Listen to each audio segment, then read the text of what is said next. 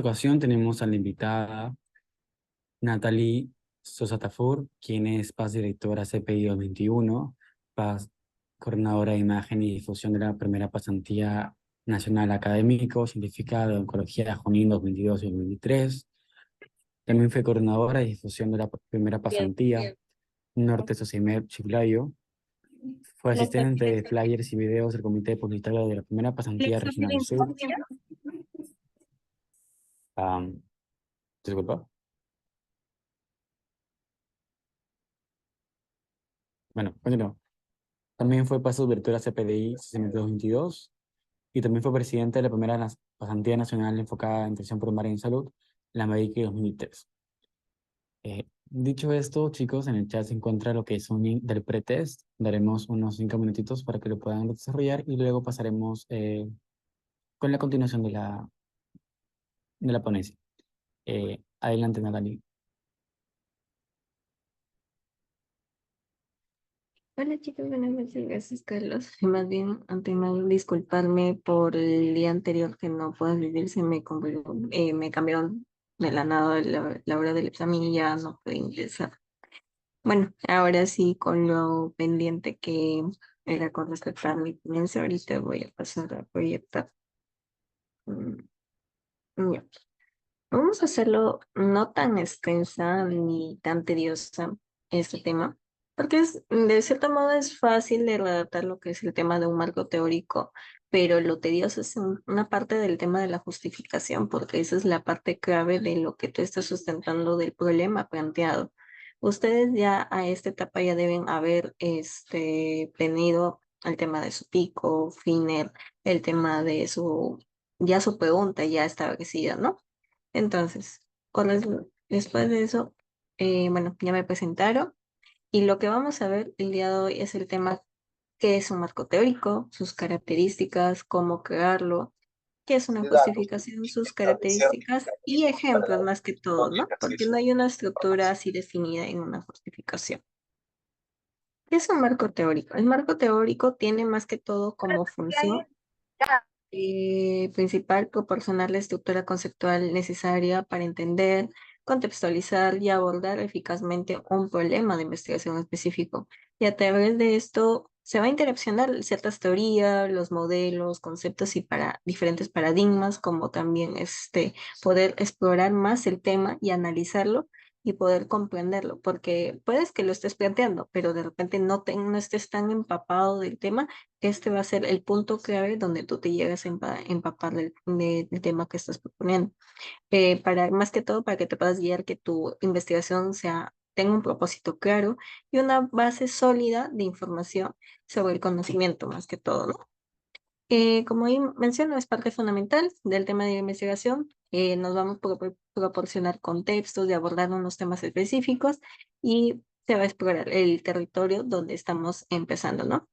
Eh, Más que todo, esto se va a hacer un papel similar a un contexto, definición, revisión de literatura existente. Aquí vas a tener que leer diferentes artículos, diferentes información para que tú tengas, pero obviamente tienen que ser de bases de datos sólidas, ¿no? No vas a leer de páginas que son públicas, por así decirlo, que cualquier persona lo puede editar, ¿no? Y sin ningún sustento científico. Y también aquí vas a ver el tema de tus conceptos, conceptos claves y la hipótesis y preguntas de investigación que te puedes plantear, porque en base a un proyecto de investigación te puedes plantear diferentes otros, ay, te puedes plantear diferentes proyectos que puedas plantear en un futuro.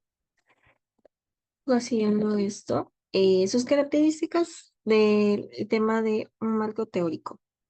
Más que todo, las características del marco teórico van a variar según el tipo de investigación y el campo de estudio, pero normalmente se basa en estas características, que es su relevancia. ¿Por qué relevancia? Porque va a estar directamente relacionado con el problema de investigación y tiene que ser pertinente y comprenderse que aborde el problema que tú estás planteando. Coherencia. Los elementos del marco teórico son como las teorías, modelos y los conceptos deben estar interconectados de manera lógica y coherente para proporcionar una visión completa y comprensible del tema. Otro punto clave es la claridad conceptual. ya que vamos a definir y explicar los conceptos claves de manera clara, precisa, y esto vamos a hacer que evitar diferentes confusiones y vamos a asegurar que los términos que se lleguen a utilizar sean consistentes. La amplitud, ¿por qué la amplitud? Amplitud y profundidad, porque tenemos que abarcar diferentes gamas de diferentes artículos, teorías, enfoques, diferentes puntos de vista que sean comprensibles y se integren cada uno de ellos al problema de investigación. También se debe proporcionar una profundidad suficiente en la discusión de estos elementos. Una consistencia con la literatura existente, más que todo debe tener respaldo de revisión de literatura consistente, más que todo la parte científica que muestre que se relacione y se integre con las instituciones. Una aplicabilidad, porque aplicabilidad debe ser aplicable a la investigación en cuestión de proporcionar una base sólida para desarrollar tu hipótesis, que es lo posterior y es lo más importante en tu trabajo, el diseño y métodos y la interpretación de los resultados. También tenemos el tema, el punto de flexibilidad. ¿Por qué flexibilidad? Porque vamos a permitir ajustes, adaptaciones según sea necesario a medida que cada cosa que avanza de la investigación se van obteniendo nuevos conocimientos poco a poco, poco a poco. Y como les menciono, de repente de un punto de estudio puedes sacar varios puntos de estudio, como de repente si haces una relación de depresión con deterioro cognitivo, vas a ver el tema de relación de enfermedades comórbiles, el tema de su incapacidad, discapacidad, también puedes ver el tema del tipo de trabajo, etcétera. Puede salir diferentes cositas así en base a un trabajo. Tenemos que tener originalidad y contribución. Si bien nos vamos a basar en otros trabajos, sí, pero debemos aplicarlos a nuestro trabajo actual y tiene que ser una nueva contribución. No vas a hacer copy y pega directo que ya encontré esta investigación, la lo copio y lo pego. No, tú tienes que interpretarlo y darlo con tus propias palabras y qué te va a servir ese estudio a tu nuevo problema, ¿no? Fundamentación epidemiológica debe estar respaldado por más que todo la parte epidemiológica, es decir, que se va a adquirir conocimiento en el campo de estudio de esta área, ¿no? Aquí se va a ver más el tema de las cifras, porcentajes, de repente de una enfermedad, cuánto ha subido de tal año a tal año, así sucesivamente. Tiene que tener referencias y citas adecuadas, debe incluir esto para respaldar lo que tú estás mencionando, ¿no? Contextualización temporal y cultural. Vamos a considerar el tema histórico y cultural en lo que se desarrolla esta investigación y lo que es relevante para la comprensión del problema. El escrito de manera clara y accesible, porque tiene que presentarse de manera para el público objetivo y evitando términos coloquiales, términos de jergas innecesariamente, porque tienen que tener un lenguaje un poquito ya de perfil, ¿no? De un parte científico. Tenemos cómo crear un marco teórico. Aquí más que todo encontré esta tablita que la verdad fue de mi agrado. Cómo crearlo en esta parte, ¿no? Tenemos uno de ellos es definir el tema de investigación, que eso ustedes ya deben tener. Tenemos que definir el problema, fenómeno o lo que se va a estudiar. Y esto va a ser el punto de partida a la construcción del marco teórico. Punto dos, el tema de identificar los conceptos clave, ya que tú tienes que relacionar estos ítems, diferentes subtemas en base a tu trabajo. Y va a ser bastante necesario para comprenderlo y definir tu marco teórico. Como paso tres, vamos a tener el realizar una revisión de la literatura, que ahí vamos, como recomendación, cómo construirlo esto. Agarren un Excel, en un Excel ponen artículo, resumen y el link de la página que lo está sacando, ¿no? De esta forma tú vas a ir definiendo y vas a ir sacando como ideas de cada una y cuál te va a servir, cuál no. Eso es como consejo, porque de esa forma a mí me ha servido, la verdad. Y de esta forma haces tu revisión de tu tema, ya que vas a investigar los estudios previos, los enfoques metodológicos y va a ayudar a definir y comprender la perspectiva de las teorías relevantes que vas a usar, ¿no? Selección de teorías y métodos relevantes. Más que todo, se identifican a las teorías y modelos que van a servir para tu investigación, ya que con esto vas a tener una base conceptual de tu marco teórico y esto va a explicar cómo las teorías se relacionan con tu tema, ¿no? Cómo los subtemas se van a ir agarrando hilo en cadena, por así decirlo, y vas a ir armando cada ítem. Como paso 5 tenemos el desarrollo de un modelo conceptual si es aplicable. Este desarrollo va a crear un modelo que represente tus relaciones entre los conceptos claves y las teorías seleccionadas.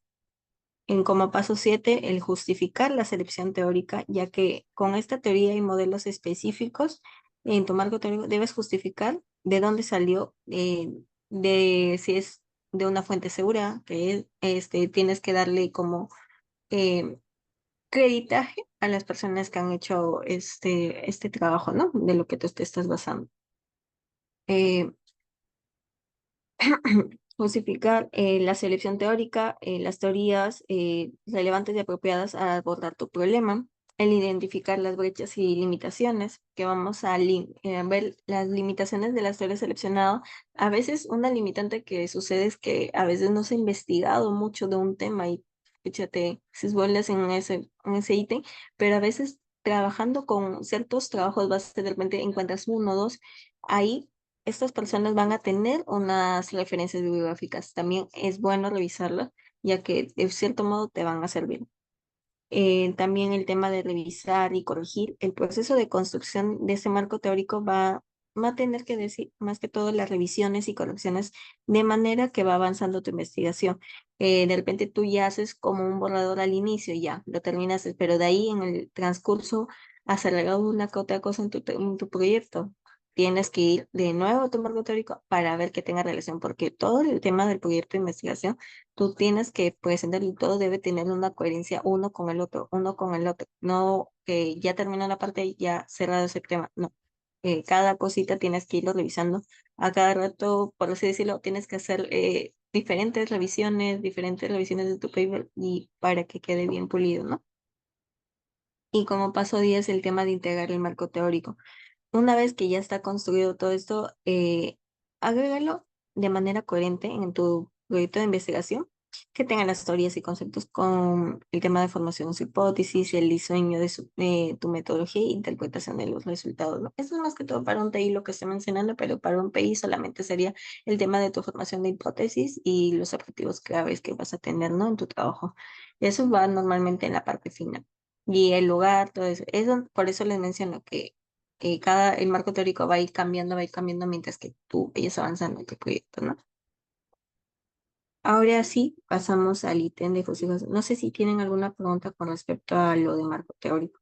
A ver, voy a dar unos 2 minutos para, así no, para pasar el tema de justificación.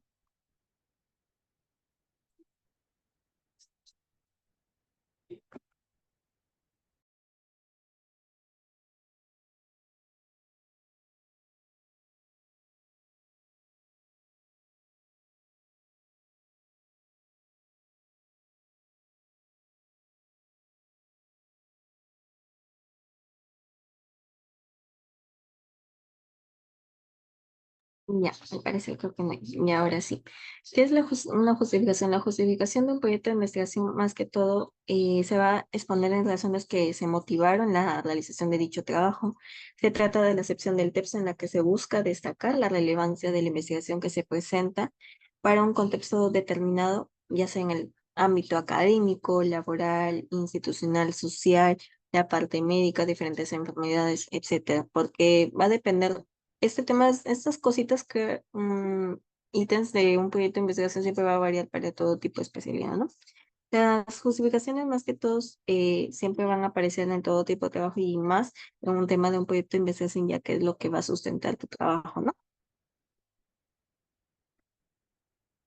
Esta justificación siempre va a tener el tema elegido. ¿Por qué? Refiere a la necesidad y la relevancia de tu trabajo y para qué. Siempre son esas palabras clave que se van a utilizar en este ítem. Y acá hasta que las voy a mencionar, que es el por qué y para qué. El por qué se refiere a la necesidad de relevancia a partir de identificar un problema. Por ejemplo, la necesidad de un estudio sobre el uso desmedido de las nuevas tecnologías a partir de identificar ciertas consecuencias negativas en las personas en el tema de salud. Ese es un porqué. Ahora pasamos al ítem de para qué. es a los resultados y a los aportes de investigación sobre este campo, pero a una posibilidad de la problemática identificada en el porqué. Esto es más que todo el estudio en qué te va a contribuir a la parte pública, educativa, en el tema de salud, así sucesivamente. Tienes que relacionarlo. Como les mencioné, un ejemplo de un estudio que en mi parte yo lo estoy realizando, que es el tema de depresión y deterioro. El por qué yo he determinado esto. Lamentablemente hemos encontrado ciertos estudios donde menciona que la depresión está bastante asociada a los adultos mayores. Ha habido un aumento grandísimo en el tema del post-pandemia. Entonces, hemos decidido estudiar este tema de depresión y en el caso de deterioro cognitivo porque ya son adultos mayores, en la población de adultos mayores. Aquí ya tienes que tener definida en qué población tú ya lo vas a realizar. Ya lo has tenido definido en tu problema de investigación. Y con respecto a esto, ¿cómo defines este problema de depresión con adultos mayores? Los adultos mayores ya tienden a tener un deterioro cognitivo, entonces ahí ya tienes un porqué. Entonces, el para qué, en qué me va a servir para mí, es más que todo para dar un aporte más científico en el tema de esta asociación y qué más puede ir detrás. Que, por ejemplo, en el caso mío, yo he encontrado más data en el tema de tiene relevancia el tema de las comorbilidades, el tema de el tipo de trabajo, porque lo curioso es que el tipo de trabajo va a tener mucho que ver con el tema del deterioro cognitivo y este deterioro cognitivo va a hacer que la persona adulta mayor se deprime. Entonces ahí tienes que tratar de trabajar, hacerte tú misma las preguntas, el por qué, para qué. ¿Por qué lo voy a investigar? ¿Qué necesidades hay para investigarlo y para qué me va a servir? ¿Para qué le va a servir al mundo científico, por así decirlo, ¿no? Un ejemplo que aquí justamente los estoy planteando. Acá, por ejemplo, este es de un trabajo de investigación sobre el impacto de los teléfonos celulares en la salud de los jóvenes. Este es un ejemplo de justificación. Los motivos que nos llevaron a investigar los efectos del uso regular de los teléfonos celulares en la salud de jóvenes menores de 18 años, ojo, ya se menciona la población a la que se dirige de clase media que se centran en este sector vulnerable de la población que se encuentra más expuesta en el resto de la sociedad de los riesgos que pueden implicar la utilización continua de los aparatos de telefonía celular debido a sus hábitos culturales y sociales. Y más que todo, pretendemos entonces ayudar, aquí está el para qué, a alertar acerca de estos peligros, así como generar conocimientos que colaboren en el tratamiento general de los efectos producidos por el abuso en el uso de estas tecnologías. Aquí está en dos partes, como lo ven. Ya hay el por qué, está la población a la que se dirige y está bien específica hasta la edad. También tenemos el para qué, por qué quiere investigar esto y a quién se va a ir dirigida este trabajo de investigación. Eso es un ejemplo. Ahorita les puedo mencionar otro ejemplo que aquí justo que lo tengo en la mano. Ya, ya. Un estudio sobre los diversos dialectos hablados en el nordeste argentino. Este es un ejemplo de otro tipo de investigación. No es mía, pero es de otra persona. Y su justificación clave que ahí menciona. El análisis y registro de los diversos dialectos que se hablan en distintas zonas del nordeste argentino será de gran utilidad para comprender cuáles son las dificultades. Aquí está el porqué, el problema que presentan en su desarrollo escolar los estudiantes que tienen el español como lengua segunda. Aquí, como ven, ya tienen el problema, tienen a qué población se dirigen, con a qué población es donde se van a abarcar, y ahora viene el para qué. De este modo se podrá implementar políticas lingüísticas públicas que favorezcan su inserción escolar y colaboren con un mejor desarrollo de la alfabetización entre aquellos sectores que se encuentran con obstáculos vinculados con el uso y la comprensión de la lengua. Este es otro ejemplo que espero que estos dos que ya les más o menos les he explicado lo tengan más claro. No sé si tienen alguna pregunta o duda, o no sé si me deja entender.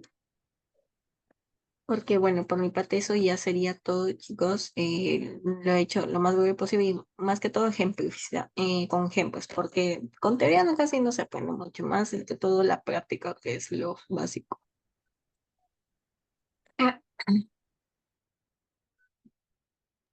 Chicos, pueden levantar su mano, también pueden dejar su pregunta por el chat. En este caso, Dalí, dejaron una pregunta en lo que es el formulario y pusieron, ¿qué tipo de métodos se usan de acuerdo al tipo de investigación? ¿Qué tipo de métodos? Sí. Ya, más que todo, eso va a identificar el tipo de estudio. Por ejemplo, hay estudios transversales, hay estudios de ensayos clínicos, tenemos los diferentes estudios de cortes, de comparaciones. El método, más que todo, no hay un método fijo en la parte de marco teórico, pero lo que más que todo tienes que hacerlo por parte. Si, por ejemplo, en el tema de cortes no transversales, que normalmente es con el tema del tiempo, es más que todo descriptivo. Tienes que mencionar todas las características del problema, personas a la que te diriges y qué variable es la que vas a relacionar, ¿no? Eso es más que todo lo que te tienes que basar en. Eso es la parte temática, ¿no? Que se puede hacer. Hay un mínimo y un máximo de antecedentes en el marco teórico. Antecedentes, bueno, ya, primero tu marco teórico es la parte de los diferentes subtemas que tú vas a tener, ya, esa es una. Los antecedentes es otro ítem, en eso no se confunda. Bueno, eso yo lo he trabajado así, el marco teórico y antecedentes en otro ítem. El tema de antecedentes, normalmente en mi universidad, en el comité de ética, es 15 antecedentes. Entre ellos tienes que tener los internacionales, los nacionales y los regionales. Eso va a variar de repente al comité de ética que tú lo mandes. Siempre tienes que averiguar cuáles son los requisitos. En el caso mío así fue, pero normalmente es 15. Tienes que hacerlo en 3 ítems.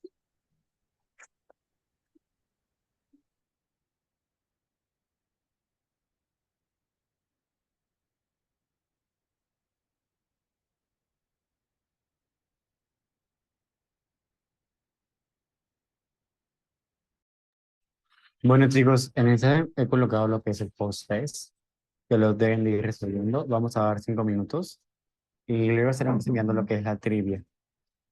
Agradecer mucho a la ponente Natalie, por en este caso, por sus palabras y darnos bastantes ejemplos durante toda su ponencia. Y agradecerle, chicos, por su comprensión sobre el caso que se presentó.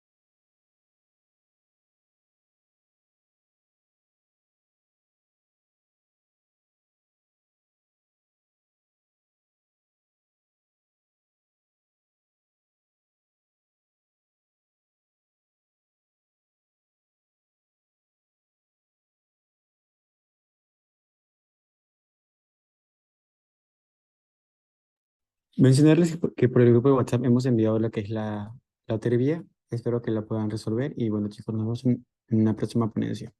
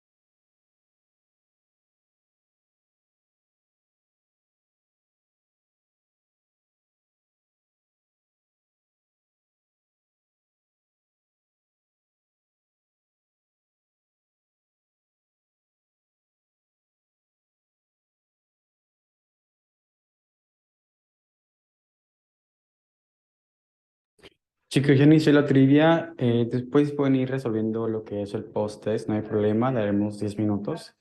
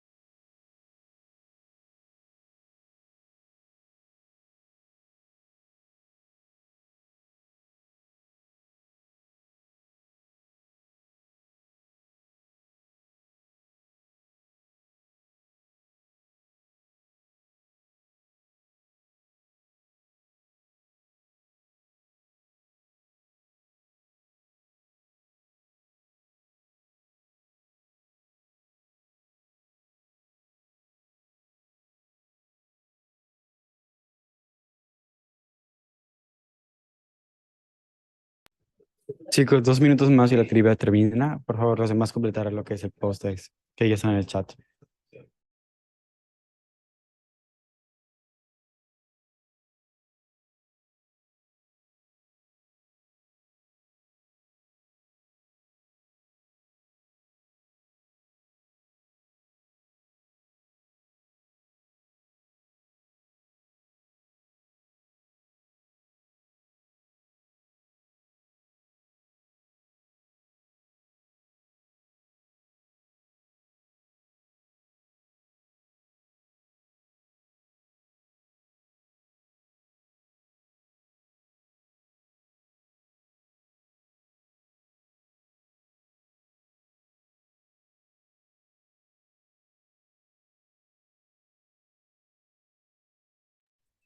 El último minuto y la trivia termina. Por favor, completarla.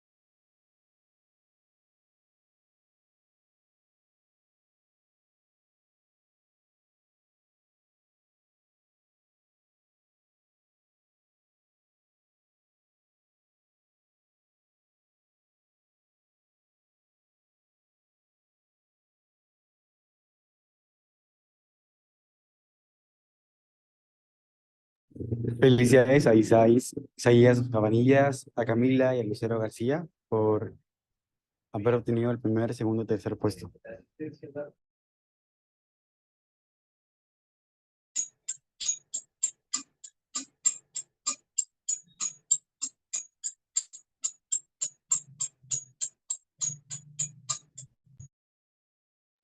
Igualmente, chicos, el link del post estará habilitado por 3 minutos más y bueno, ya se pueden ir retirando. Muchas gracias por la asistencia.